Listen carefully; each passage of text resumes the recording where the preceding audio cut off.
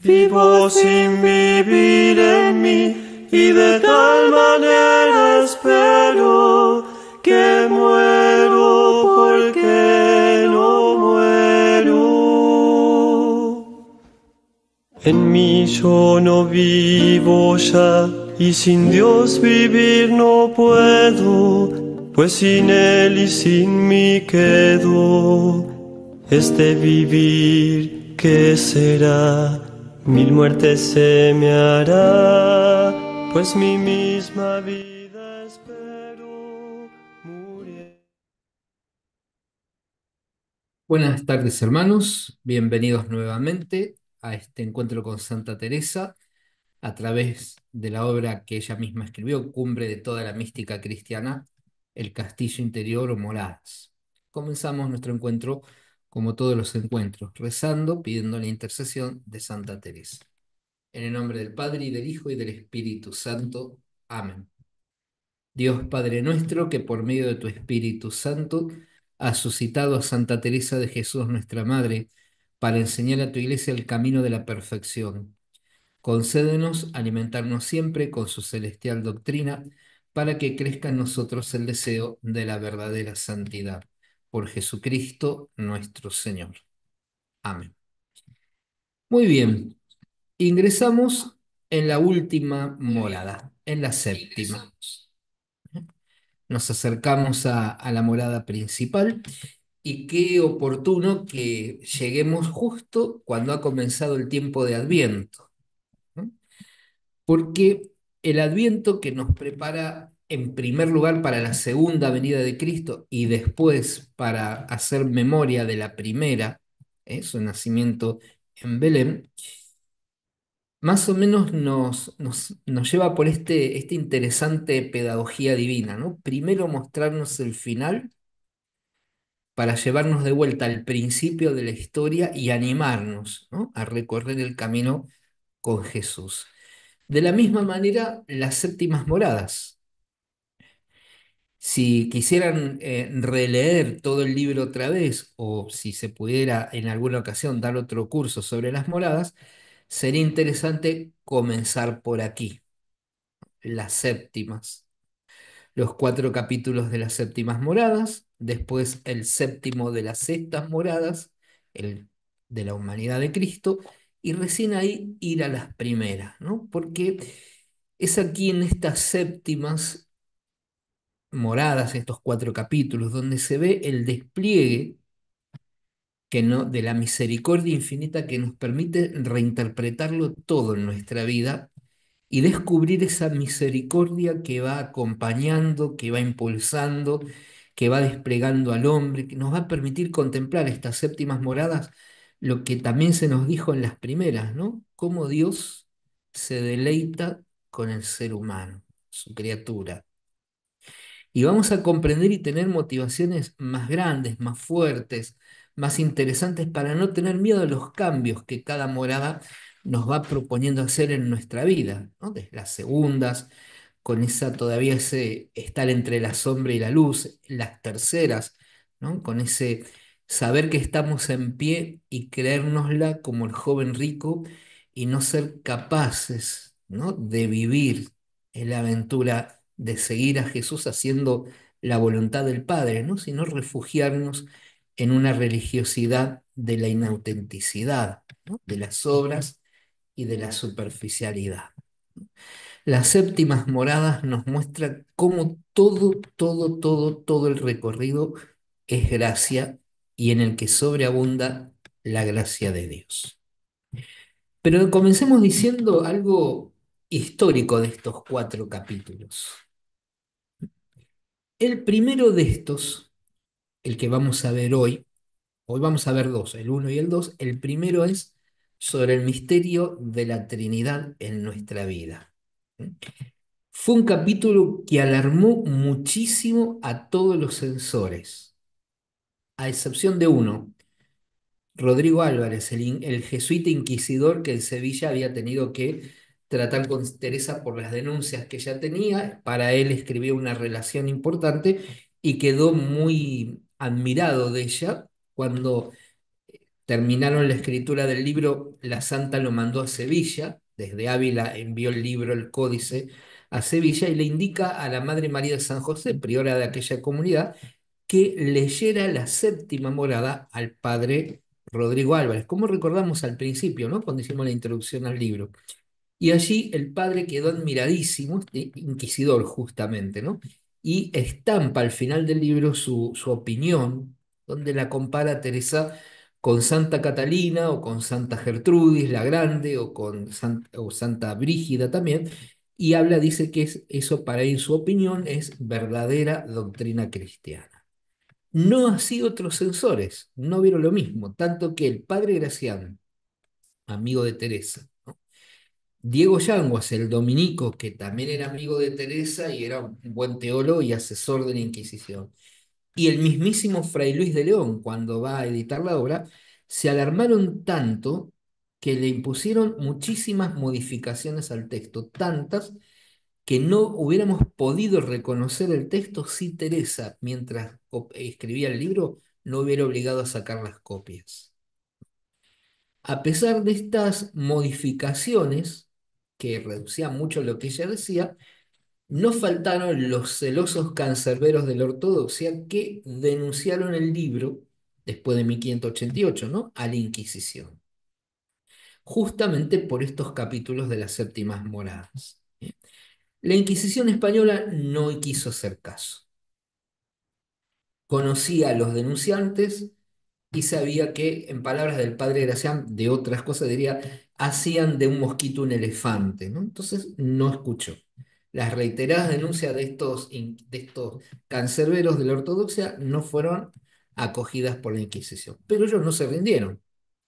Si en España no nos dan apuntes, será Roma. Y la denunciaron al Santo Oficio de Roma, hoy la Congregación para la Doctrina de la Fe, que tampoco quiso oírlos. Después de revisar el tema, no secundó la denuncia de estos hombres, ¿no? Como las eh, denuncias continuaban, ¿no?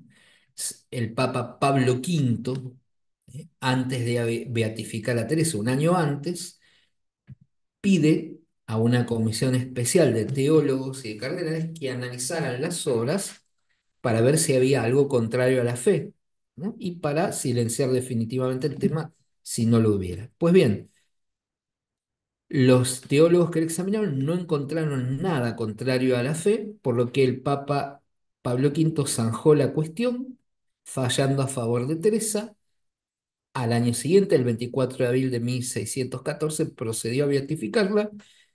Años más tarde, Gregorio XV la canonizaría, así que ya no había más nada, denuncias que poner, ¿no? Sobre todo que estaba el refrendo del Papa diciendo que aquí no hay nada que altere nuestra fe, ¿no? Finalmente, en 1970, Pablo VI la declara doctora de la Iglesia. El capítulo segundo tampoco se salvó, también dio problemas, ¿no? Y es el único caso en este libro en que quien primero lo revisó ordenó arrancar las páginas del capítulo segundo y le pidió que lo reescribiera totalmente. ¿Qué pasó? Probablemente Teresa hizo una comparación muy fuerte y muy real entre el matrimonio humano y el matrimonio espiritual. Y eso alteró a algún censor, hizo cortar la página y afuera del libro, ¿no? Pero bueno, nosotros conocemos el pensamiento de Teresa y lo que va a decirnos ahora nos va a deslumbrar muchísimo. Es un capítulo bellísimo realmente. Digamos qué proponen estos cuatro capítulos antes de entrar en el primero. El primero de estos capítulos es trinitario. Nos presenta su experiencia de la inhabitación divina.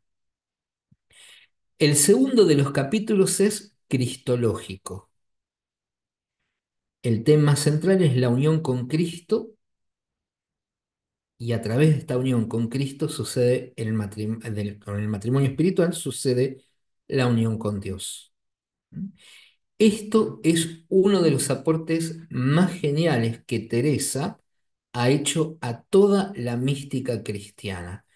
El misterio de Dios para nosotros solo puede ser comprendido correctamente, sin errores, desde el misterio de la persona de Cristo. Recordemos cuando Teresa habla de la humanidad de Cristo, está hablando de Jesús en su vida histórica, Jesús glorificado y resucitado, Jesús que está presente en la vida de su iglesia. Es cierto que todos los místicos cristianos hablan de Jesucristo, son cristocéntricos, ¿no? Pero, a diferencia de Teresa, la mayoría de los místicos tienen una comprensión de Cristo redimensionada por el neoplatonismo que está muy presente en la Iglesia desde la época patrística. ¿Eh? La humanidad de Cristo es vista por ellos, por el resto de los místicos, como una especie de instrumento o un medio para comunicarse de lo divino, de ahí que en algún momento propongan correrlo, descartarlo, que es la gran polémica que ha tenido en el capítulo 7 Teresa, de las cestas moradas. Para Teresa, en cambio, no hay posibilidad de que Dios nos encuentre, llegue a nosotros o sea accesible nosotros para Dios, si no es en la humanidad de Jesús. El capítulo tercero de las séptimas moradas tiene carácter antropológico, ¿eh? Donde nos presentan los grandes efectos que produce en la vida concreta de la persona estas gracias de la inhabitación trinitaria del matrimonio espiritual. Y finalmente el capítulo cuarto es un capítulo apostólico y eclesial, ¿eh? En el cual nos muestra cómo el alma que en las sextas, el último de las sextas nos hablaba de ese grandes deseos de morirse de una vez, ahora ya no desea morirse, sino desea hacer toda clase de obras, ¿no? Para colaborar con Jesús en la presencia y extensión de su reino. Los cuatro capítulos forman una unidad. Teresa acá sintetiza toda su experiencia y la propone a los lectores como fundamento, como meta, como síntesis de la vida de la gracia, que no es otra cosa que el don del Padre en Cristo por su Espíritu Santo. Muy bien, vayamos entonces al primer capítulo a ver qué nos dice Teresa del misterio de la Santísima Trinidad en nuestra vida.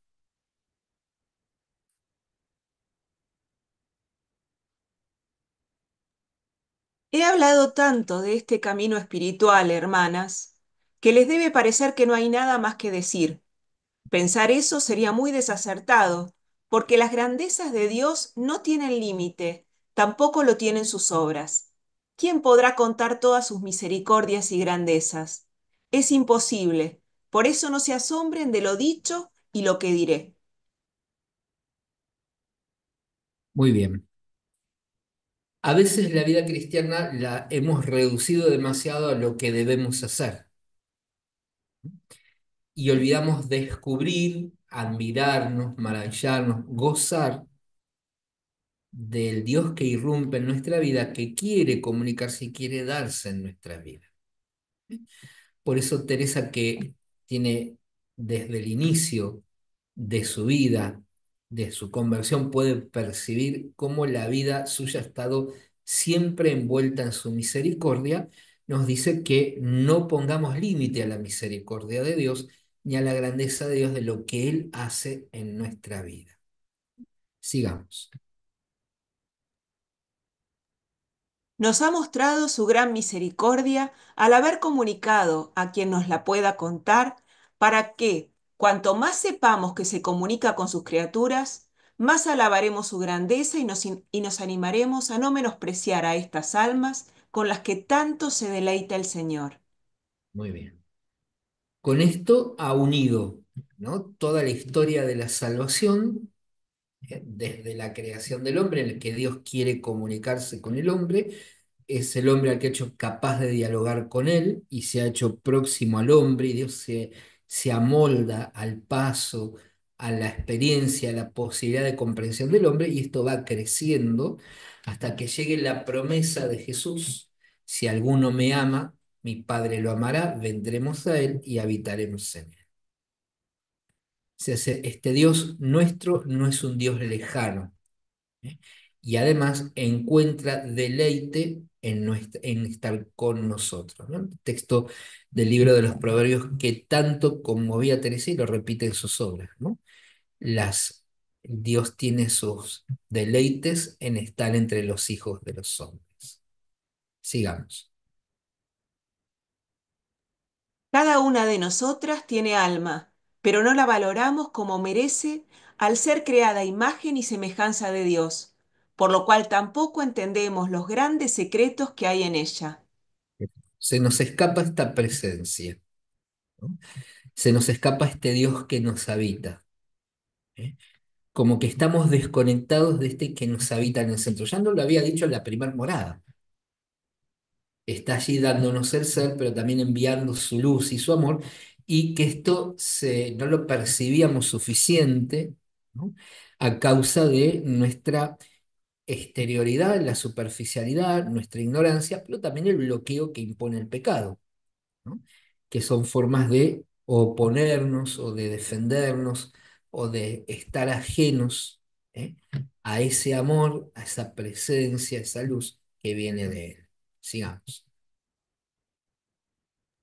Tengo esperanza de que, no por mí, sino por ustedes, hermanas, me conceda esta merced para que comprendan lo importante que no sea por falta de nuestra parte, para celebrar con el esposo este matrimonio espiritual con sus almas, que trae tantos bienes consigo como verán.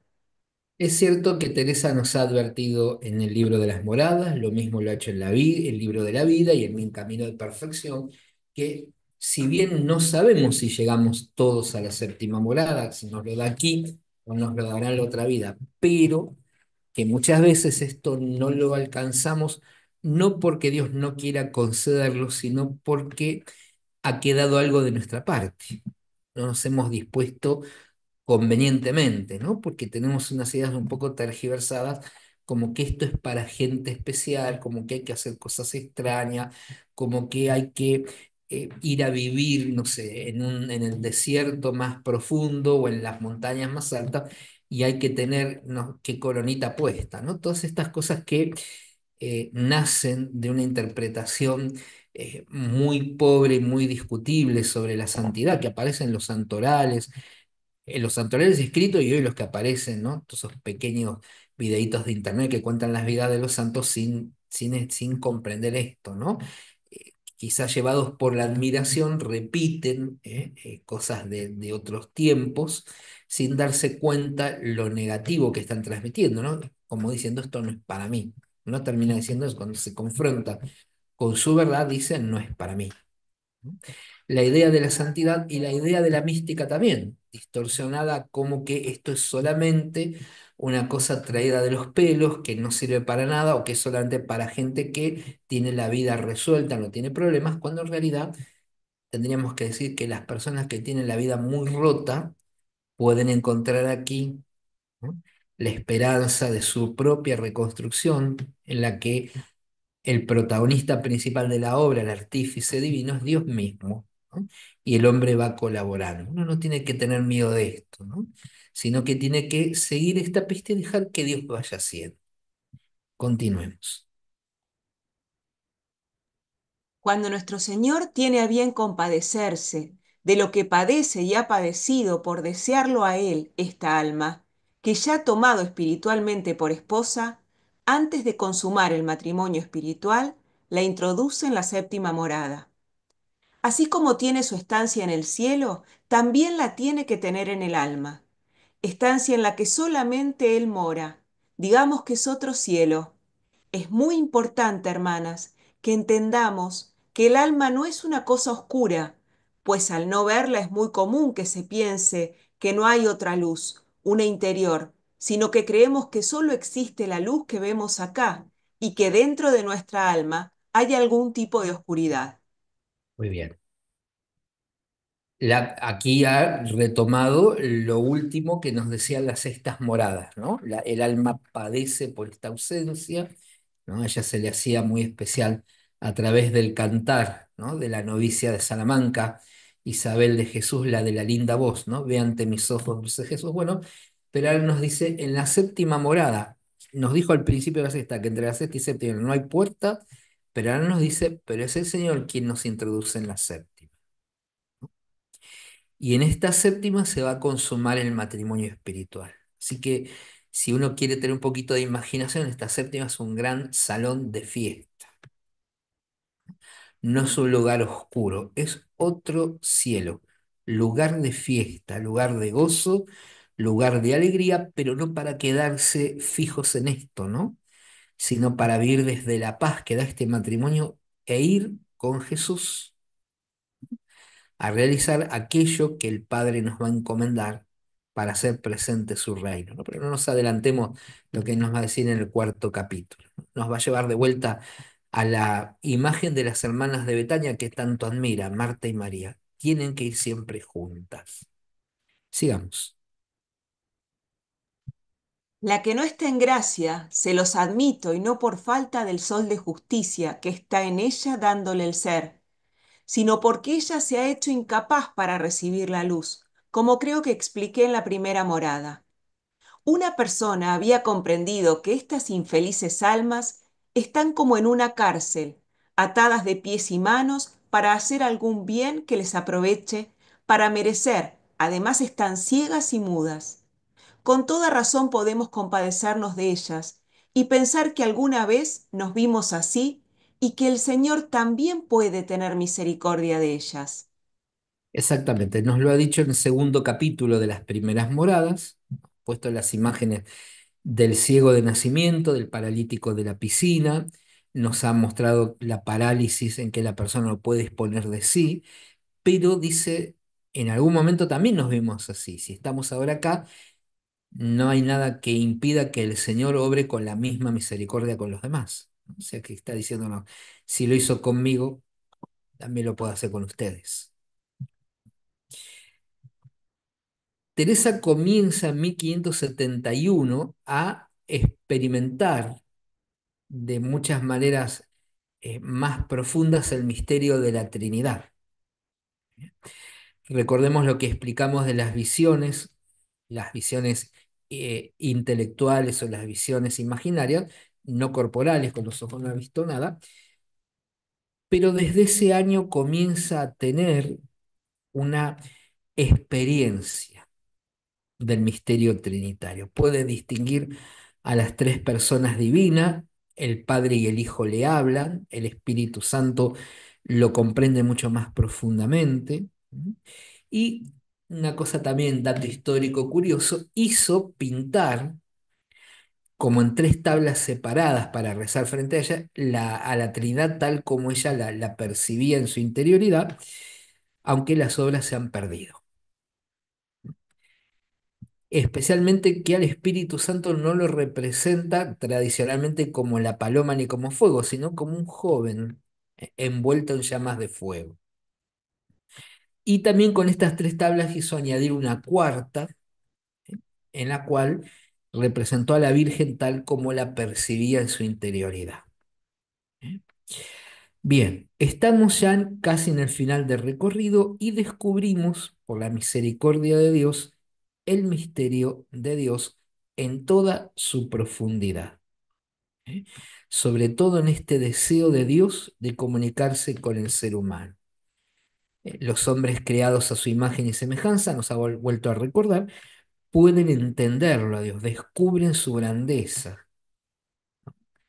Así que todo el itinerario, vuelvo a repetir, nos ha demostrado esa misericordia entrañable de nuestro Dios. ¿Eh? De esta manera, el Evangelio se va confirmando en la vida diaria, ¿eh? Hasta que Dios uno y trino se convierte en la experiencia de Teresa, nos lo va a decir pronto, en una compañía permanente. Y más, nos va a sorprender con una afirmación, ¿no? Donde percibe y entiende, Dios nunca se separó de mí.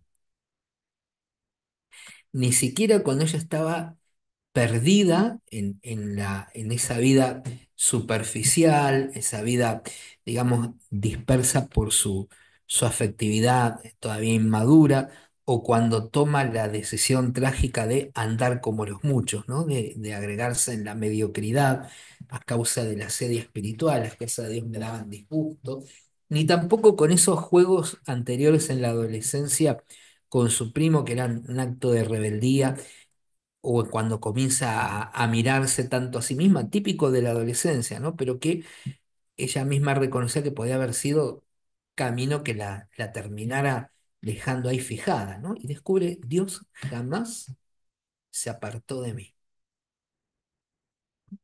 Dios Trinidad siempre estuvo conmigo. Y lo dice ahora, ¿no? Justamente, pero ella no dice las cosas al azar, lo dice siempre pedagógicamente, ¿no? En esta altura puedo descubrir que Dios jamás me ha abandonado, jamás se ha alejado de mí, jamás me dejó de su mano. Y en vida nos ha dicho que Dios parece que anda mirando y remirando por dónde entrar en mi vida, ¿no? Entonces, este Dios no está dispuesto a perder al ser humano.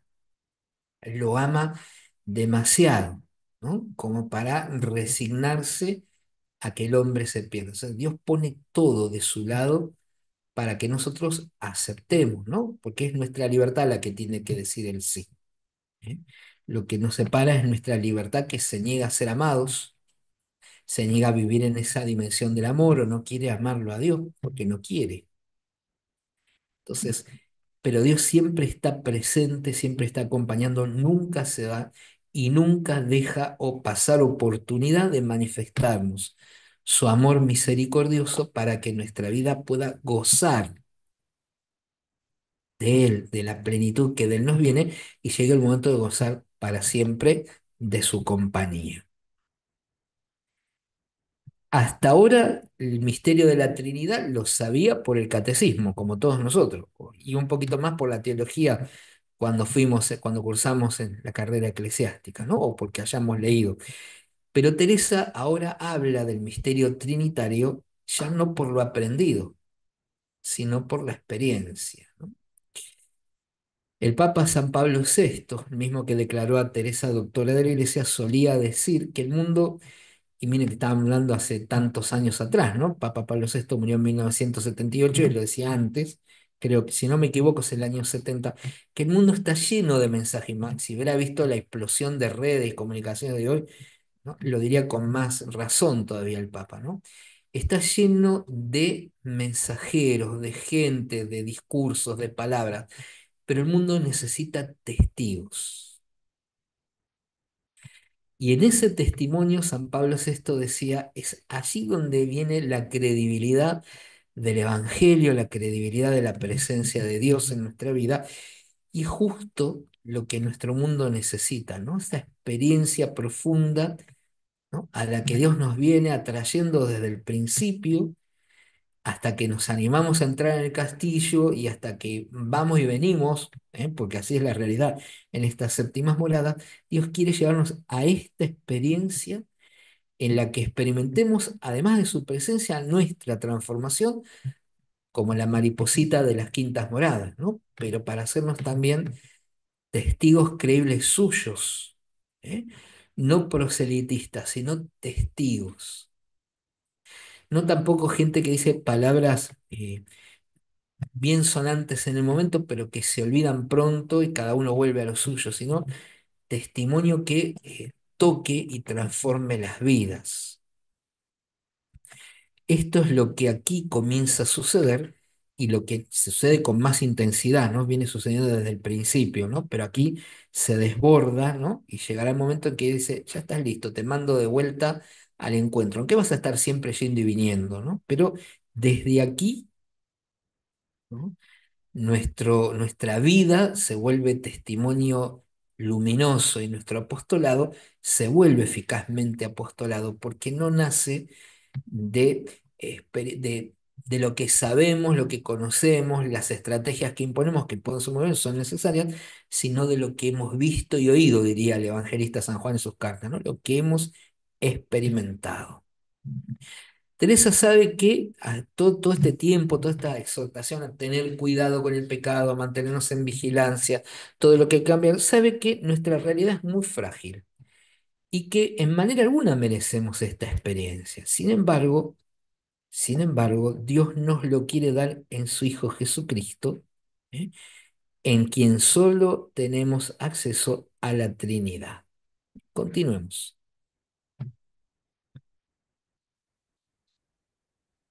Asumamos, hermanas, un particular cuidado de suplicárselo al Señor y nunca descuidar esto, porque es una grandísima limosna rogar por los que están en pecado mortal.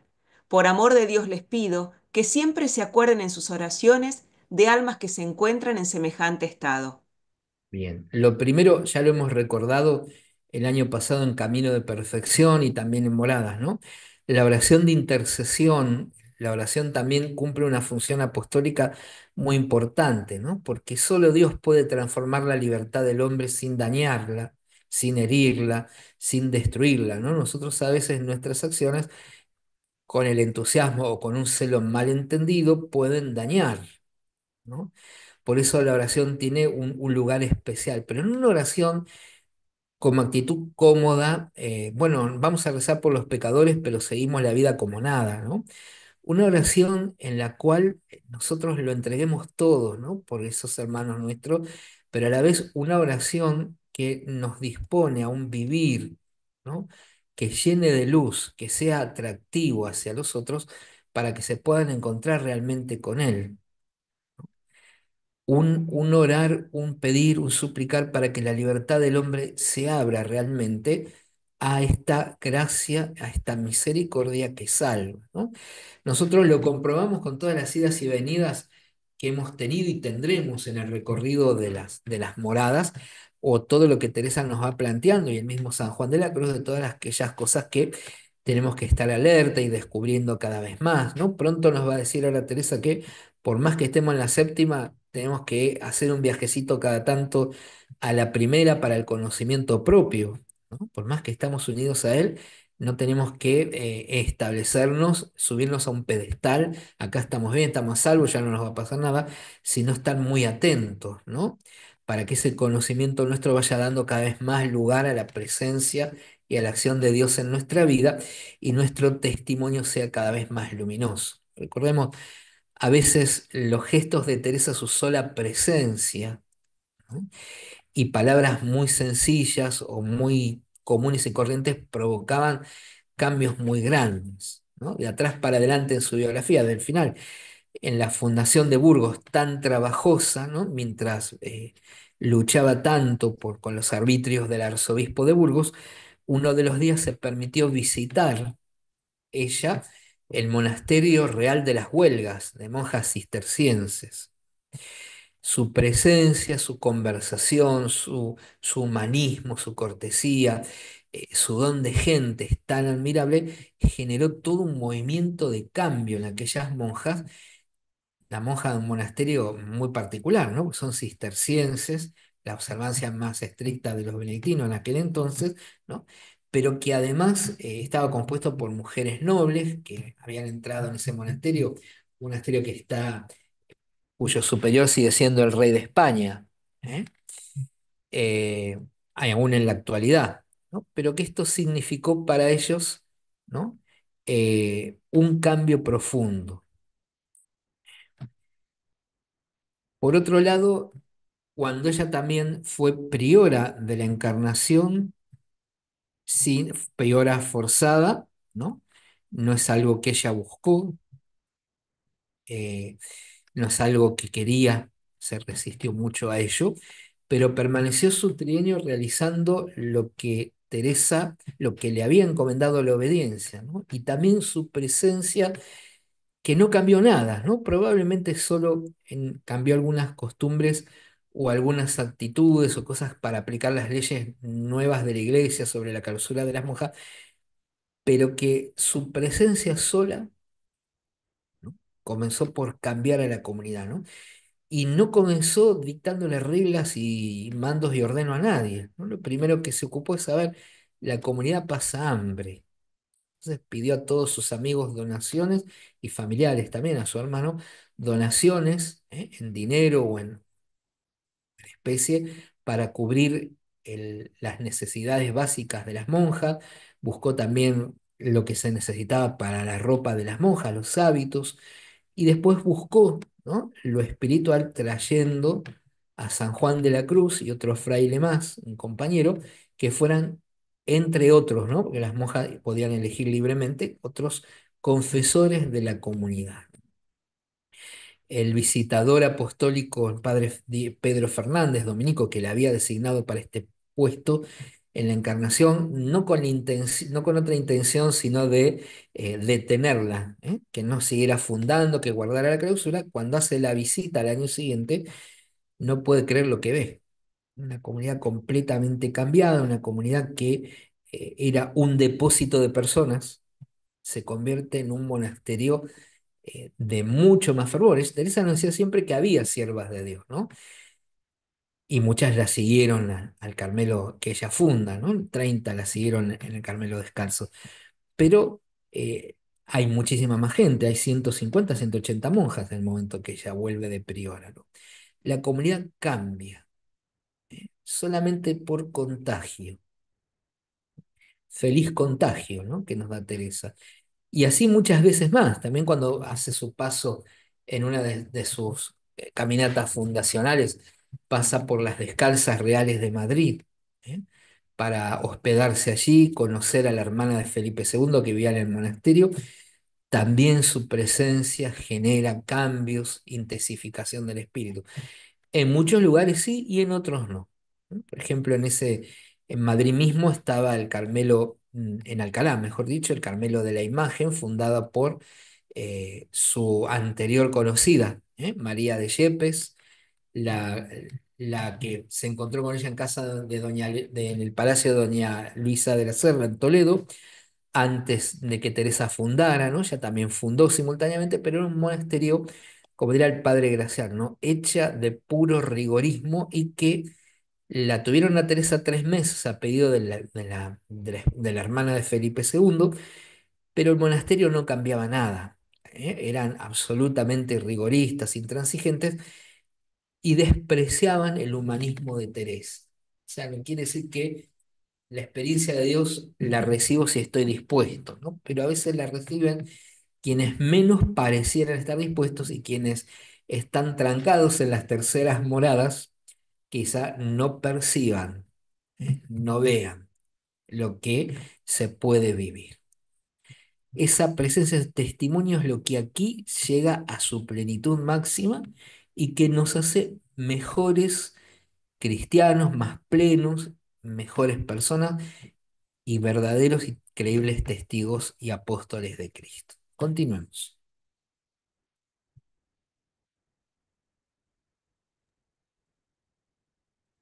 Pues cuando Su Majestad quiere hacerle la merced de este divino matrimonio, lo primero que hace es introducirla en su morada.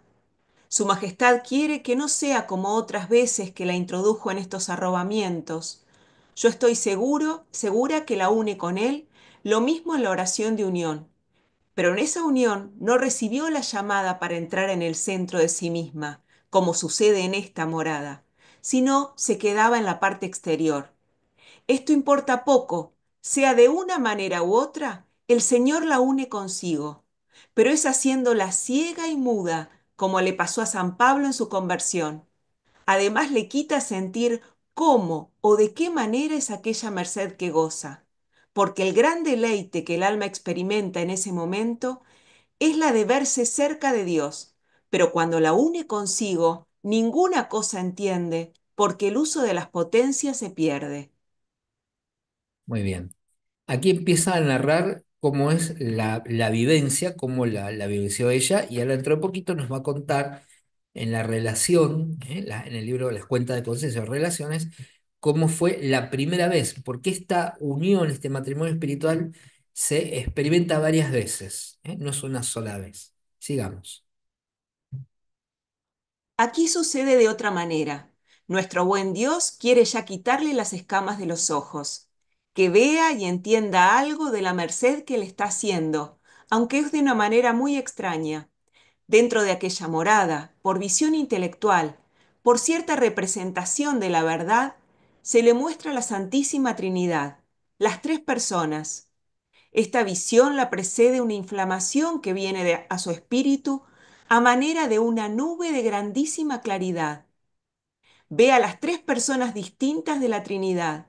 Con un conocimiento que recibe el alma, comprende que las tres personas son una sustancia y un poder, un saber y un solo Dios. Podemos decir que lo que creemos por fe, el alma lo contempla por visión, pero no es por visión imaginaria, no se ve con los ojos del cuerpo. Aquí las tres personas se le comunican, le hablan y le dan a entender aquellas palabras que el Señor dijo en el Evangelio, que vendría Él, el Padre y el Espíritu, a morar en el alma que lo ama y guarda sus mandamientos. Este debe ser el fragmento que especialmente alarmó a los censores, ¿no? Porque se les pierde lo que ella está diciendo en cuanto a visión, que no ve nada, porque no se ve ni es imaginaria ni con los ojos del cuerpo, pero ve, ¿no? Es una manera metafórica de expresarse el místico, ve, ¿no? La presencia de la Trinidad, ve a las tres personas divinas, claro, y habrán saltado, esto no se puede, esto solo en la visión beatífica, esto no puede ser, y bla, bla, bla, bla, bla, y acá vino el ataque, pero por no leer con dedicación, ¿no? Con respeto ante la experiencia que ella nos está narrando. Sé que llamativo que está nombrando bastante a San Pablo, ¿eh? Porque dentro de poquito nos va a decir que la experiencia que ella tiene le parece, lo dice humildemente le parece, pero efectivamente es la misma del apóstol San Pablo. ¿Eh? Vivo yo, pero no soy yo, es Cristo quien vive en mí. Y esto va a ser una definición muy interesante de la vida cristiana. Pero no nos adelantemos, porque eso es el próximo capítulo. Sigamos. Oh, válgame Dios, qué diferente es escuchar estas palabras y creerlas a entender de esta manera qué verdaderas son. Y cada día se asombra más esta alma, porque descubre que estas personas nunca estuvieron lejos de ella, sino que habitan en su interior, en un lugar muy profundo e íntimo que no sabe decir cómo es porque no tiene ciencia, pero siente en sí esta divina compañía. Perfecto, ¿no? Aquí está. ¿Qué cosa distinta es entre escuchar estas palabras y creerlas, a entenderlas? La experiencia. Y la experiencia le lleva a saber que Dios siempre está con ella en un lugar muy íntimo que no sabe describir, pero sí siente esta divina compañía. Magnífico, la verdad que ya con estas palabras podemos quedarnos en silencio por mucho tiempo, ¿no? Maravillados por lo que Dios quiere y hace en nosotros. Sigamos un poquito más. Les parecerá que por todo esto que decimos no estará consciente, sino tan embebida que no podrá entender nada. Todo lo contrario, está más despierta que nunca a todo lo que sea servicio de Dios. Y cuando no tiene tareas en que ocuparse, se queda con aquella agradable compañía. Si el alma no descuida a Dios, me parece que Él jamás dejará de manifestar claramente su presencia. Tiene gran confianza que Dios nunca dejará que el alma se pierda, pues le ha hecho tal merced, podemos creer eso, por lo cual el alma debe andar con más cuidado que nunca para no desagradarle. Bien, sigamos. Se entiende que cuando digo, Se entiende que cuando digo que manifiesta su presencia, no me refiero a que lo haga plenamente como lo experimentó la primera vez y algunas otras veces que Dios ha querido hacerle este regalo. Si esta manifestación fuera tan plena, sería imposible se ocupara de otra cosa. Ni siquiera podría vivir entre la gente. Sin embargo, aunque esta presencia no tiene esa total claridad, siempre se da cuenta que tiene consigo esta compañía. Digamos ahora que es como cuando una persona está con otras en una pieza muy luminosa, se cerrasen las ventanas y quedasen oscuras porque falte luz para ver a las otras personas, no por eso deja de saber que están allí.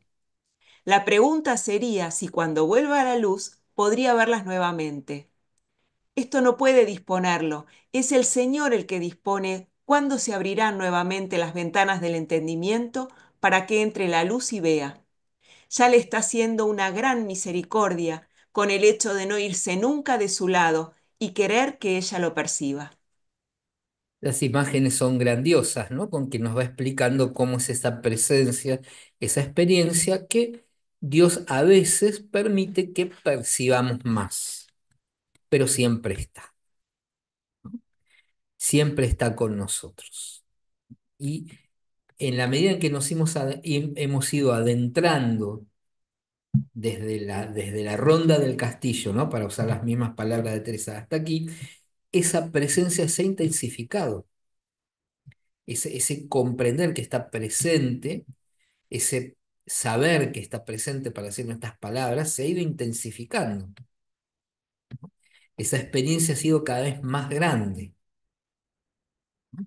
Entonces, a veces Dios permite que percibamos más, abriendo las ventanas del entendimiento, como dijo, ¿no? Y el último fragmentito de este capítulo de la inhabitación trinitaria, el primero de las séptimas moradas. Parece que aquí la Divina Majestad quiere, con esta compañía, disponer el alma para mucho más. Está claro que será bien ayudada para ir muy adelante en perfección, perder el temor que tenía acerca de las demás mercedes que le hacía, como hemos explicado. Y así fue. En todo se encontraba mejorada. Le parecía que por más trabajos y asuntos que tuviese que afrontar, lo esencial de su alma jamás se movería de esa habitación. Muy bien, hacemos un pequeño corte antes de entrar en el capítulo segundo, el capítulo de la humanidad de Cristo, a través de la cual Dios Trinidad se desposa con la humanidad.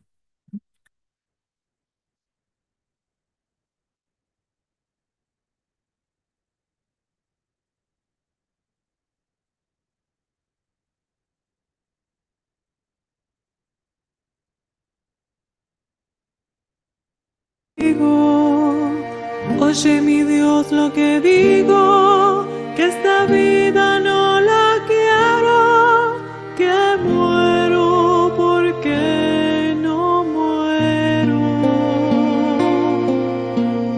Vivo sin vivir en mí y de tal manera espero que muero porque no muero. Vivo sin vivir en mí y de tal manera espero que muero porque no muero.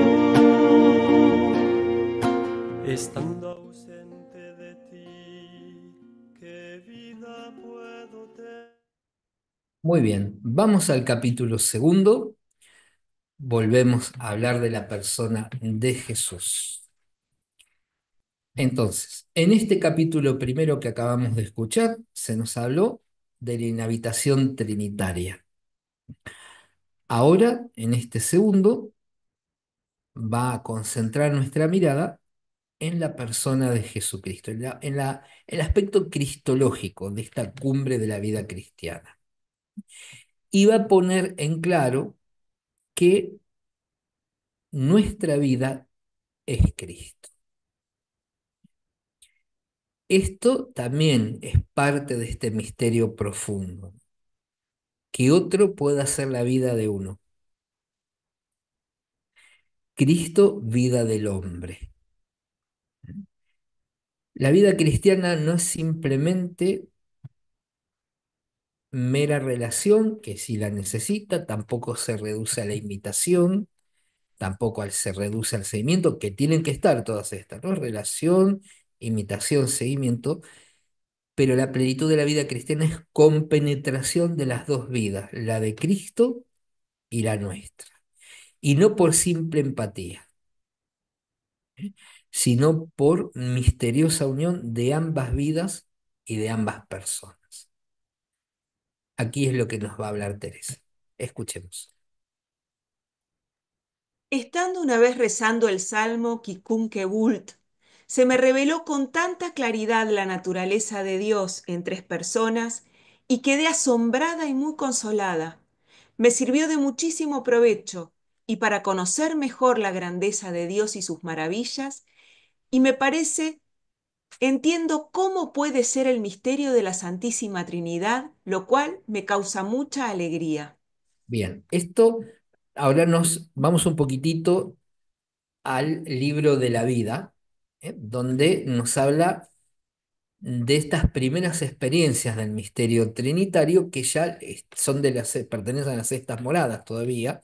Recordemos cuando escribe el libro de la vida, está allí, en las sextas, y nos habla de estas experiencias que la van disponiendo estas grandes. Aclaremos una cosita simple: el salmo Quicunque Vult no es un salmo, ¿eh? Es una profesión de fe escrita por San Atanasio, el gran padre de la iglesia, justamente, no lo trae aquí por accidente, sino que es el padre de la iglesia que ha luchado defendiendo la humanidad de Cristo de aquellos que la negaban. Lo mismo, sobre todo, el más conocido, por su lucha contra Arrio, que negaba la divinidad de Cristo, ¿no? Santo no solamente habló de la divinidad, ¿no? Siempre se hace referencia a esto por su discurso importante en el Concilio de Nicea, que el año que viene van a ser 1700 años del concilio, ¿no? Sino que también tuvo que defender la humanidad de Cristo, ¿eh? Primero defender la divinidad, después también tuvo, o casi simultáneamente, defender la humanidad de Jesús también, ¿no? Estaban los que decían que Jesús no era más que un hombre y otros decían que Jesús era aparentemente un hombre, ¿no? Entonces siempre los dos extremos.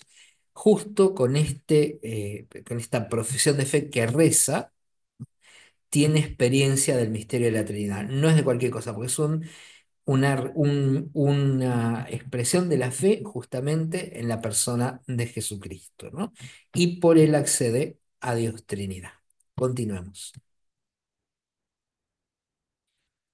Esta última comparación me parece que explica algo la naturaleza de este don celestial, porque el alma se ve sabia en un instante y con un conocimiento de la Santísima Trinidad y de otros misterios más sublimes, que se atrevería a hablar con todos los teólogos de la verdad de estas grandezas, con la cual queda muy anonadada, pues una sola merced de éstas basta para cambiar de raíz un alma y enamorarla de quien ve que sin ningún trabajo suyo la hace capaz de recibir tan grandes bienes y le comunica tales secretos y la trata con una amistad y amor que no se puede describir.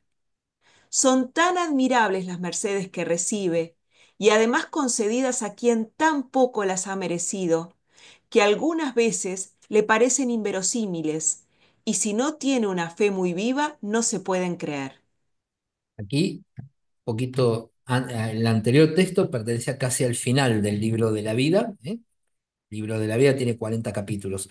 Y aquí nos fuimos al 27. Es una experiencia del misterio de Dios tan sublime que es capaz de hablar con expertos del tema, los teólogos.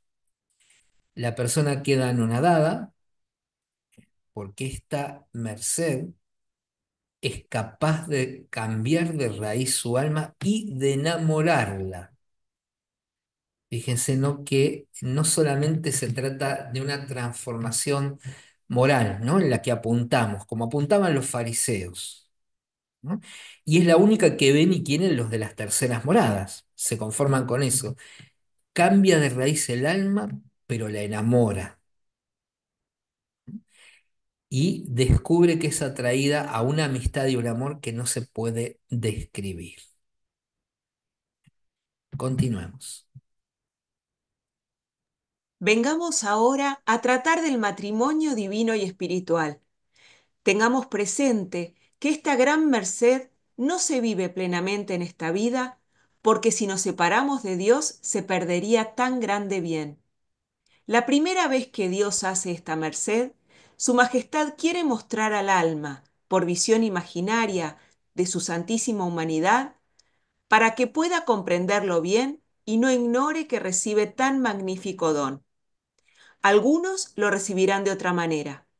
A la persona de la que hablamos se le presentó el Señor, después de comulgar con gran resplandor, hermosura y majestad, como después de resucitado. Le dijo que era el momento de tomar las cosas de él por suyas, y él cuidaría las de ella. Además, agregó otras palabras que son más para sentir que para decir. Bien. Esta gracia la recibe en el contexto de la Eucaristía. Esta vez, la que está refiriendo acá, y me parece que está a continuación, a ver si está el tema de la relación, ¿no? Que la refiere, ¿no? Cuando fue, adelante, a ver, pasémosla, así hablamos todos juntos del... Estando en Sucede la en el monasterio de la Encarnación, perdón, sucede en el monasterio de la Encarnación y está junto a ella San Juan de la Cruz. Estando en la Encarnación, el segundo año de priorato, en la octava de San Martín, estando comulgando, el padre Fray Juan de la Cruz, que me daba el Santísimo Sacramento, partió la forma para darle a otra hermana. Yo pensé que eso no era porque no alcanzaban las formas, sino porque me quería mortificar, pues yo le había dicho que me gustaba mucho cuando las formas eran grandes. No porque no entendiera que eso no importaba para que el Señor estuviese plenamente, aunque fuese en un pedacito pequeño. Su Majestad me dijo, no tengas miedo, hija, que nadie puede hacer algo para separarte de mí, dándome a entender que eso no importaba. Entonces se me representó por visión imaginaria, como otras veces, muy en lo interior, me dio su mano derecha y me dijo, mira este clavo, es señal de que desde hoy eres mi esposa. Hasta ahora no lo habías merecido. Desde ahora en adelante mirarás por mi honra, no solo como creador, como rey y como tu Dios, sino también como mi verdadera esposa. Mi honor es el tuyo y el tuyo es mío. Esta merced hizo en mí tal obra que yo no cabía en mí y quedé como apabullada, y le decía al Señor que ensanchase mi pequeñez o no me hiciese tanta merced, porque me parecía que no lo podía sufrir mi naturaleza. Estuve así todo el día muy embebida. Después he sentido gran provecho y he experimentado mayor perplejidad y aflicción al ver que no respondo en nada a tan grandes mercedes. Muy bien. Bueno, podemos decir la fecha de este acontecimiento, 18 de noviembre de 1572. Segundo año de prior en la Encarnación, octava de San Martín. San Martín de Tours se celebra el 11 de noviembre, 18 su octava. ¿Qué nos dice Teresa sobre la Eucaristía? Porque no fue por accidente que le sucede a ella esto en la Eucaristía. Recordemos un poco lo que Teresa nos había explicado cuando hablamos el año pasado del capítulo 34 de Camino de Perfección, ¿no? En la Eucaristía Teresa ve el don del Padre y la autodonación de la Santísima Trinidad. ¿Por qué don del Padre? Porque es el Padre el que consiente y concede la petición que en nombre de la humanidad le presenta a su Hijo Jesucristo, de entregarse a ella como alimento. Se compromete y se entrega el Padre juntamente con él, con el Hijo, pues Dios siempre es acto de amor. En el sacramento justamente memorial de la redención, permanente obra salvífica de la entera Santísima Trinidad, la, la- la salvación donde actúan las tres personas divinas. Es el sacramento de la presencia del Señor. Ella nos dice que lo vemos como en los tiempos en que andaba en el mundo. Y es también el sacramento del resucitado. Siempre lo contempló así a Cristo en la Eucaristía, con las características de resucitado. Así que Eucaristía, resurrección, su vida quedan vinculadas en la visión, en la comprensión que Teresa tiene del misterio de la Eucaristía y del misterio de la Trinidad. Cristo en la Eucaristía es el motivo de alabanza, de acción de gracias, de adoración por excelencia, porque el Padre se deleita y se goza en el Hijo presente en la Eucaristía, que se sigue ofreciendo verdaderamente y Él la sigue aceptando de modo agradable y por tanto es fuente de mayores gracias y mayores dones para aquellos que la reciben o lo adoran presente en la Eucaristía, ¿no? También podríamos ver en las relaciones, en las 57 o cuenta de conciencia 43, lo que más nos dice de la Eucaristía Teresa, ¿no? A través de esta comunión eucarística nos unimos con el Hijo de tal manera que el Padre también se deleita en nosotros. Ya no solamente se deleita porque somos criaturas, sino porque el Hijo está en nosotros, ¿eh? Y nos acepta como alabanza y como ofrenda agradable, permitiéndonos participar de su misión, ¿eh? Aquí Teresa nos vuelve a señalar algo que nuestra tendencia es a encerrarnos en lo que recibimos y a disfrutarlo y el mundo que se venga abajo. Teresa no es partidaria de esa visión anticristiana de la espiritualidad, ¿eh? Esa visión es anticristiana para ella. Nosotros los ojos bien abiertos porque el mundo está ardiendo y nos necesita, ¿no? Y participamos de la misión de Jesús, ¿eh? Lo vamos a escuchar en el cuarto capítulo de estas séptimas moradas. De esta manera, la íntima comunión con el Padre y con el Hijo en la Eucaristía es también envío, es también misión permanente, es compromiso, ¿no? Y es cada vez mayor intensidad de experiencia en el misterio trinitario que también nos sigue enviando, ¿no? Desde esa comunión profunda a la misión del Hijo Jesucristo, ¿eh?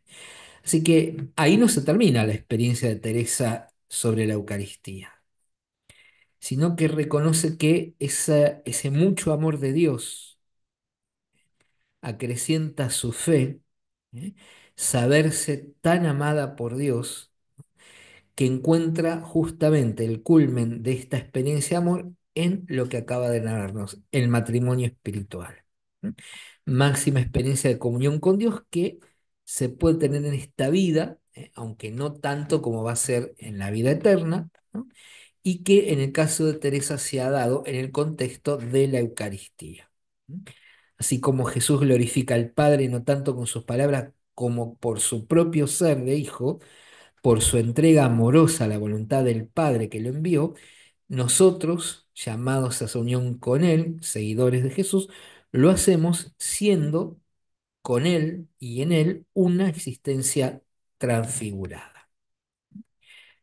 Continuemos. ¿Qué más nos dice Teresa? Esto podría parecer ninguna novedad, porque ya otras veces el Señor se había representado a esta alma de esta manera, pero esta vez fue tan diferente que la dejó desorientada y asombrada. Lo primero por la fuerza con que se dio esta visión, lo segundo por las palabras que le dijo y también porque esta visión se representó en el interior de su alma. A excepción de la visión anterior, ninguna de las otras visiones las percibió así. Se da cuenta que esto ha sido muy singular, ¿no? Que a pesar de que ha tenido experiencias del amor de Dios, que todo lo que venía anticipado, que muchas veces estamos tentados, ella nos ha llevado a discernirlo, ¿no? No porque tengamos estas experiencias místicas somos santos, y que hay personas muy santas que no han tenido ninguna y personas que no son santas para nada, sí las han tenido, ¿no? Pero aquí nos explica también, tienen un sentido, ¿no? Irnos haciendo experimentar cada vez más ese amor de Dios que nos va llevando a esta máxima expresión de su amor, pero en la cual nos vamos disponiendo más. Cada gesto de amor que ha sido esas experiencias previas, ¿no? Van a desembocar en esto, van generando en nosotros la respuesta a ese amor total, ¿no? Por el cual acogeremos el don del matrimonio espiritual. ¿Mm? Sigamos. Ya dije que estas no son más que comparaciones, porque no existen otras más a propósito, que se entienda aquí que no hay pensar en nada corporal. Es como si el alma no estuviera en el cuerpo, sino solo el espíritu. Y menos presente en el matrimonio espiritual, porque esta unión interior sucede en el centro más íntimo del alma, que es donde está Dios. Y yo creo que no necesita puerta por la que entrar. Digo esto porque en todo lo que se ha dicho hasta aquí puede hacer pensar que va por medio de los sentidos y potencias. De esa manera debió suceder la primera visión de la humanidad del Señor. Pero la que sucede en el matrimonio espiritual es muy distinta. El Señor se aparece en el centro del alma, no por visión imaginaria, sino por visión intelectual, aunque más encumbrada que las que el alma ha recibido hasta ahora. Es como cuando el Señor se apareció a los apóstoles sin entrar por la puerta y les dijo: la paz esté con ustedes. Lo que Dios comunica al alma en ese momento es un deleite muy grande y una merced tan sublime que no sé a qué compararla. El Señor quiere manifestarle en ese momento la gloria que hay en el cielo, de modo más perfecto que por cualquier visión o gusto espiritual. Si hubieran leído con atención y respeto los censores o los que se escandalizaron tanto, si hubieran leído, por ejemplo, este fragmento que acabamos de escuchar, no se hubieran alarmado, ¿no? Porque van descubriendo que el místico trata, en el caso de acá Teresa, trata de explicar lo absolutamente inefable, ¿no? Que lo supera tanto, y va diciéndonos, sí es visión, pero no es visión. Es más, se corrige. La relación nos dijo que esa manifestación de Cristo dándole el clavo y la mano era visión imaginaria. Acá nos dice, no, es visión intelectual, o sea, todavía es lo más sublime, no se ve nada de nada con los ojos, ¿no? Sino que es algo que va transformando muy de adentro y que se parece a la experiencia de los discípulos llenos de miedo, como narra el capítulo 20 del Evangelio de San Juan, ¿eh? Que están encerrados por medio, lo escuchamos el domingo de Pascua, por temor a los judíos, y llega Jesús, se presente resucitado, sin entrar por la puerta, o sea, no se sabe cómo llega, ¿no? Y lo primero que dice es: la paz esté con ustedes. El Evangelio lo dice: los discípulos se llenaron de alegría al ver al Señor, ¿no? Pero aquí nos habla también Teresa, es un deleite muy grande y una merced tan sublime que no sé a qué compararla, ¿no? Y ya nos había advertido cuando nos hablaba del matrimonio espiritual, o que Dios quisiera algo, no me diera más gracia de esta, porque ya no sabía cómo soportar, ¿no? Su fragilidad humana, su condición humana, tanto gozo, tanto deleite, ¿no? Normalmente la alegría, el gozo, el deleite, por el neoplatonismo que tenemos metido desde la patrística, vuelvo a decir, no lo consideramos parte de la espiritualidad, lo miramos mal, ¿no? Como si ser cristiano, ser espiritual, tendríamos que ser gente fruncida, gente seria, siempre como enojosa, ¿no? Cuando la experiencia de Dios genera lo contrario. Teresa admitió que esto no es en los sentidos, no es en las potencias del alma como las otras gracias. Esta sucede muy en el íntimo y es muy distinta a todas las que ha recibido hasta ahora. Continuemos. Lo único que falta decir de lo que se puede comprender es que el alma queda hecha una sola cosa con Dios, que como también es espíritu, quiere su majestad manifestar el amor que nos tiene, dando a entender a algunas personas hasta dónde llega para que alabemos su grandeza, porque de tal manera ha querido unirse a su criatura, que de la misma manera que los que están casados no se pueden separar, así tampoco él quiere separarse de ella. Bien, el vínculo es indisoluble, está diciendo, ¿no? Pero ya nos ha advertido que cualquiera de nosotros puede perderlo, ¿no? Nos volvió a avisarlo hace poquito. En unos textos anteriores hemos leído que si no es por nosotros, esto permanece, pero lo podemos perder, ¿no? Volvemos a la recomendación de que siempre hay que estar yendo al conocimiento de sí mismo en la primer morada para ir haciendo cada vez más espacio a Dios, y que aquellas cosas que todavía de alguna manera, por muy insignificantes que sean, le hacen un poquito de oposición a Dios, vayan cediendo, ¿no? La vayamos también abriendo y entregando. ¿Eh? Se queda hecha una sola cosa con Dios, ¿eh? A través de lo cual su majestad quiere manifestar el amor que nos tiene, ¿eh? Y hacer que los otros alaben esta grandeza, porque se ha querido unir así a su criatura. Sigamos. Quizás sea esto lo que San Pablo dice: el que se une al Señor se hace un solo espíritu con Él, refiriéndose a este sublime matrimonio espiritual que presupone que su majestad se ha allegado al alma por unión. También dice San Pablo: para mí la vida es Cristo y la muerte una ganancia.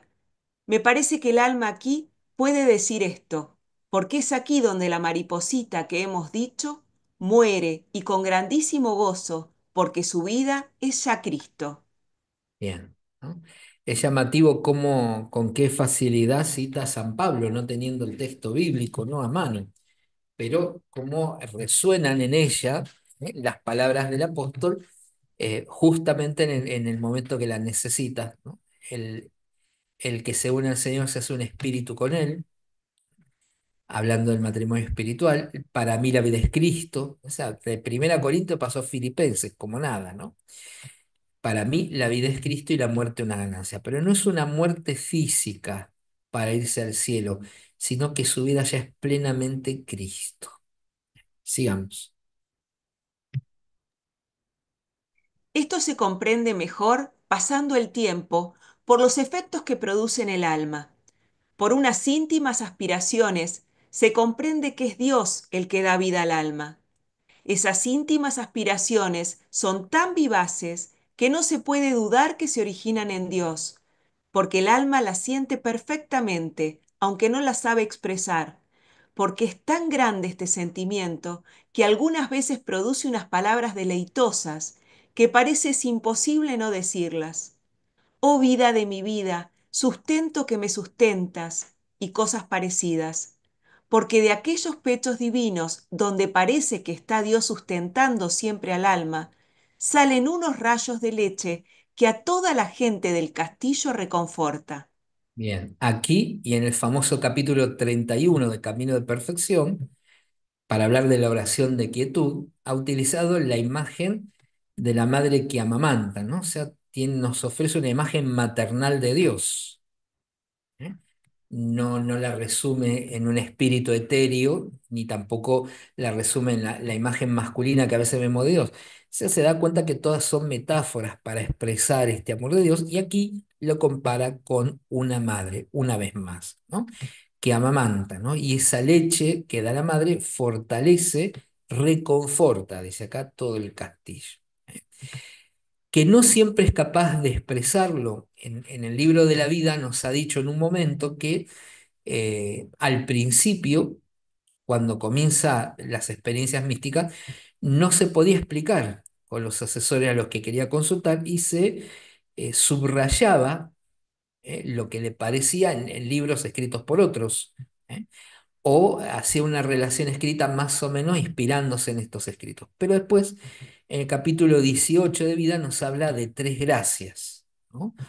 Una es experimentarlo, otro entender lo que se ha experimentado, y en tercer lugar, que es la que en ese momento que lo escribe le ha llegado, el saber expresar. Pero parece ser que el saber expresar tiene un límite, ¿eh? Aquí hay todo, no se puede llegar a expresar, ¿eh? Porque supera al ser humano. Sigamos. He pensado que este saludo del Señor debe significar mucho más de lo que esas palabras dicen a nuestros oídos.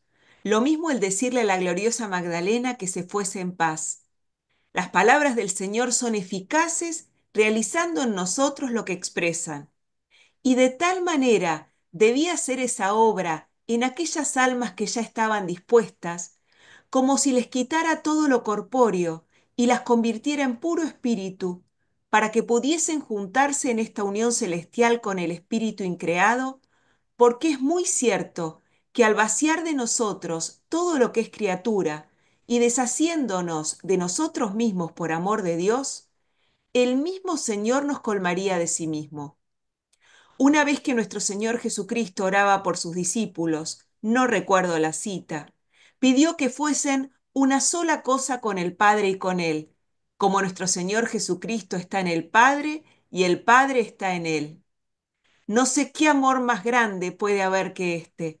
Y aquí entramos todos, pues Su Majestad continuó diciendo, no ruego solamente por ellos, sino también por los que gracias a su palabra creerán en mí. Y también dice, yo estoy en ellos. Excelente, ¿no? Es el capítulo 17 de la oración sacerdotal de Jesús, capítulo 17 del Evangelio de Juan, antes de entrar propiamente en la pasión, ¿no? Al terminar el capítulo se dirige al huerto de Getsemaní. ¿no? Es asombroso cómo ha tejido los textos bíblicos con la vida, ¿no? Estas palabras que el Señor dijo, dan la paz a los discípulos que tenían miedo, tienen que significar mucho más de lo que las palabras en sí mismas dicen a nuestros oídos. Lo mismo al decirle a la gloriosa Magdalena que se fuese en paz, ¿no? En realidad está confundiendo, la época suya lo hacía, ¿no? A María Magdalena con la pecadora del capítulo 7 de San Lucas, ¿eh? La mujer que entra en la casa del fariseo, unge los pies de Jesús, los riega con su lágrima, Jesús le dice que le ha sido perdonada porque mucho amado, y las últimas palabras en medio de las críticas de todos es, vete en paz. Y de repente también cita la oración sacerdotal de Jesús, ser una sola cosa con el Padre y con Él, ¿no? Y que esto nos alcanza a todos, ¿eh? No ruego solamente por ellos, sino también por los que gracias a su palabra creerán en mí, ¿no? Y finalmente, citando el mismo texto, yo estoy en ellos. Qué interesante, ¿no? Experiencia de sin ciencia, porque no la tenía y porque no estaba en pañales la ciencia bíblica, ha sido capaz de tejer la vida con la palabra de Dios, ¿no? Que es lo que vamos a escuchar pronto en los días de Navidad. María guardaba todas estas cosas meditándolas en su corazón, ¿no? Es una idea como que constata la realidad, la palabra de Dios escuchada y como que si su corazón fuera una especie de telar o de taller donde va fundiendo, juntando las cosas y hace un tejido que es una vida nueva, lo que Teresa acaba de decirnos que experimenta, ¿eh? Por esta presencia tan grandiosa, tan desbordante por la unión con Dios que genera el misterio del mismo Dios Trinidad en nuestra vida, unido en Cristo y todo lo que sucede, cómo lo cambia, cómo cambia el ser del hombre. Sigamos. Oh, válgame Dios, qué palabras tan verdaderas, y cómo las entiende el alma que en esta oración las ve realizado por sí misma. ¿Y cómo las entenderíamos nosotros si no fuera por nuestra culpa? Pues las palabras de Jesucristo, nuestro Rey y Señor, no pueden faltar. Los que faltamos somos nosotros, al no disponernos y no apartarnos de todo lo que pueda oscurecer esta luz. No nos miramos en este espejo que contemplamos, en el que está esculpida nuestra imagen. Bien, hagamos un poquitito. Acá lo que nos acaba de decir es muy bueno, ¿no? Las palabras de Jesús no pueden faltar, se cumplen, ¿no?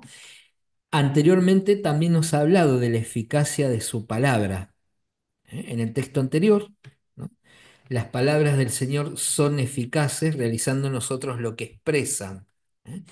Recordemos, en estos días lo hemos escuchado, el centurión, que pide la curación de su sirviente, a Jesús sin necesidad de que se haga presente porque su palabra es eficaz. Lo que él pida, lo que él decida en este mundo se cumple, ¿no? Y aquí también he hablado, pero nos advierte, las entenderíamos si no fuera por nuestra culpa, ¿eh? Los que faltamos somos nosotros al no disponernos o al apartarnos, o al no apartarnos, perdón, de lo que puede oscurecer esta luz. En el anterior texto nos dijo que hacía falta vaciarse de criaturas y desasirse, ¿eh? El deshacimiento de nosotros mismos. Lo ha presentado en la tríada de virtudes en Camino a Perfección y aquí lo ha repetido en Moradas también. Amor de unas con otras, deshacimiento, de las cosas, de las personas y de uno mismo y finalmente la humildad, ¿no? Es todo no porque hay que hacer algo porque estamos en falta, sino para disponernos a coger algo que es mucho más grande y que no somos capaces de comprender en toda su grandeza de todo lo que puede darnos, ¿no? Ahora sí, cuando leemos esto, todo lo que nos ha venido exigiendo desde el principio empieza a cobrar sentido y hasta mayor ganas de, "Pues vamos a dejarlo porque vale la pena lo que viene". Sigamos. Volviendo a lo que decíamos, una vez que el Señor ha introducido al alma en su morada, pareciera que quiero decir que al hacerle Dios esta merced al alma, está segura de su salvación y que no volverá a caer en pecado. No estoy diciendo esto. Y en cuantas partes me haya expresado de esta manera, pareciendo que el alma tiene seguridad, debe entenderse mientras su majestad la sostenga con su mano y ella no lo ofenda. Al menos es cierto que, aunque se ve en este estado y le ha durado años, no se considera segura, sino que anda con mucho más temor que antes, cuidándose de cualquier pequeña ofensa a Dios. Bien. Otra vez, como en las anteriores moradas, nos ha advertido, hay que estar atentos y vigilantes, ¿no? Que es lo mismo que advierte Jesús. Hemos escuchado justamente antes de la fiesta de Cristo Rey, del inicio del Adviento, la necesidad de la vigilancia, ¿eh? Porque a veces por seguros podemos perderlo todo, ¿eh? Nunca nos sintamos seguros, sino mientras el Señor nos sostiene su mano, Él no nos va a soltar, pero nosotros sí podemos soltarnos porque somos libres y ofenderlo, ¿no? O sea, bloqueamos, rechazamos la mano con la que el Señor nos sostiene. Sigamos.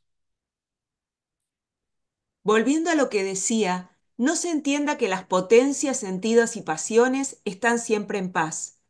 El alma sí lo está, pero en estas moradas no deja de haber tiempos de guerra, de trabajos y de fatigas. Sin embargo, son de manera que no quita la paz y la quita de su centro. Esto es lo habitual, pues decir que hay trabajos y penas y que el alma está siempre en paz parece una contradicción. Quiero ofrecerles una comparación, o mejor dos. Bien. Recuerden que cuando estaba escribiendo el libro de las moradas, cuando empezó, comenzaba la tormenta para la obra de ella, ¿eh? Cada vez se fue agravando, se fue haciendo cada vez más difícil, ¿eh? El sufrimiento que le provocaba el sufrimiento de los demás y suyo, la hacía llorar mucho, no se quedó en llanto y en oraciones, sino que también escribió cartas y demás. Pero el castillo interior, la lectura del libro, nos muestra una paz increíble, como que no está pasando nada, ¿no? Esto es lo que se refiere, ¿no? Las circunstancias en las que vivimos, lo que la historia y la vida nos traiga, lo vamos a sentir.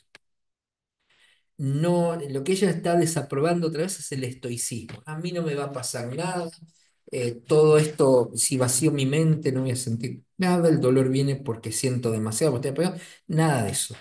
Eso aquí no pasa. Y no es la finalidad de unirnos a Dios que no sintamos lo que nos pasa, sino que sí lo vamos a sentir, pero sin perder la paz. Una paz que es transpsicológica, no la manejamos nosotros, ¿eh?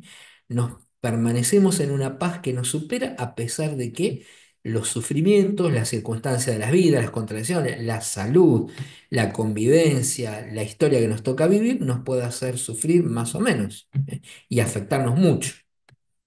De hecho, ya había terminado el libro el 29 de noviembre, ¿no? La semana pasada fue aniversario de la conclusión del libro.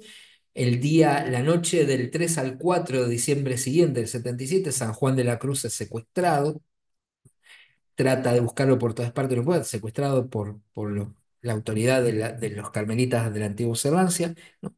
El día de Navidad tiene como un mareo, le afecta tan profundamente todo que subiendo una escalera tiene un mareo, se cae, se le parte la muñeca, después se le va a salir el hombro del lugar también, las curaciones fue peor el remedio que la enfermedad. Todo esto lo sufrió, por supuesto, pero sin perder la paz. En el medio de esta tormenta para la orden, dice Ana de San Bartolomé, que sus lágrimas, estaba la santa rezando la liturgia de las horas, pero lloraba tanto a la vez, sé que sus lágrimas mojaban el hábito y llegaban hasta el piso. Sin embargo, nunca perdía la paz, ¿eh? O sea, esa imagen estoica de a mí no me afecta nada, no es lo que va a suceder nunca, ni es tampoco lo que nos tiene que interesar. Ella no tenía miedo de los sentimientos, nosotros tampoco, ¿no? También eso es una fantasía, una distorsión, de la geografía, ¿no? De las imágenes de los santos que les están serruchando por el medio o tienen un cáncer terrible y que parece que tienen que estar sonrientes y hasta casi tocando la pandereta y tocando una chacarera, pero no, no es así, ¿eh? Eso es una imagen falsa. ¿eh? La realidad de la vida en Dios es que esta paz es profunda, se mantiene a pesar de que muchas cosas nos afecten. Bien, sigamos. Escuchemos las comparaciones para terminar. Un rey está en su palacio, por más que en su reino haya muchas guerras y muchas cosas penosas, no por eso el rey deja su puesto. Así sucede aquí, aunque en esas moradas haya muchos tumultos y anden sueltas fieras venenosas y se escuche mucho alboroto, nadie entra en aquella estancia que haga salir al rey de allí. Tampoco lo hacen las cosas que oye, aunque le den pena, no alborotan ni quitan la paz, porque las pasiones ya están vencidas, de tal suerte que tienen miedo de entrar allí porque salen peor derrotadas. Puede dolernos todo el cuerpo, pero si la cabeza está sana, no porque duele el cuerpo, duele la cabeza. Bien, después nos dirá un último renglón, no, no lo hemos puesto, dice, la verdad que no sé lo que estoy diciendo porque a mí no me convencen para nada los ejemplos, ¿no? Concluye así estos capítulos.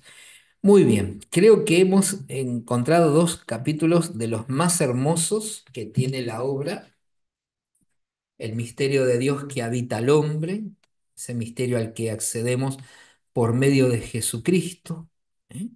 Que somos llamados a compenetrarnos de su vida de tal manera que nuestra vida cristiana sea relación, imitación, seguimiento, configuración en que Cristo viva en nosotros, Él sea nuestra vida, ¿no? La experiencia del apóstol San Pablo, lo que nos va a disponer para realizar la misión, ¿eh?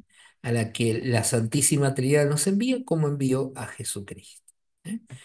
Muy bien, nos vemos el próximo miércoles, último encuentro de este curso. Veremos los capítulos 3 y 4.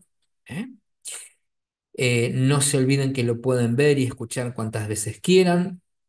Siempre, por supuesto, la recomendación, sin excusa, de leer los capítulos completos, leerlos varias veces, compartirlos, leerlos en conjunto, compartir las opiniones, hacer preguntas, las pueden poner abajo del video, darle like, que es muy importante, ¿no? Para seguir, y compartir los videos y las charlas con quien quiera, ¿eh?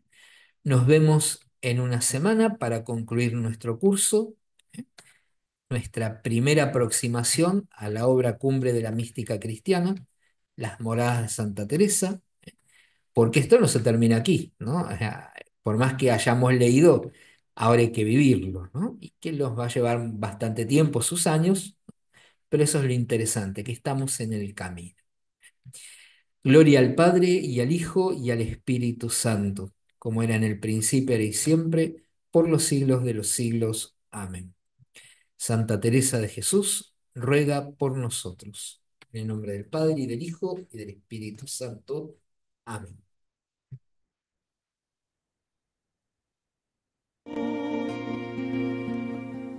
Cuando me pienso aliviar de verte en el sacramento, háceme más sentimiento el no te poder gozar.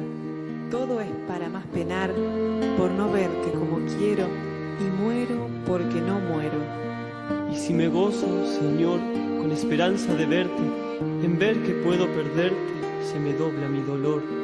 Viviendo en tanto pavor y esperando como espero, muérome porque no muero. Vivo sin vivir en mí y de tal manera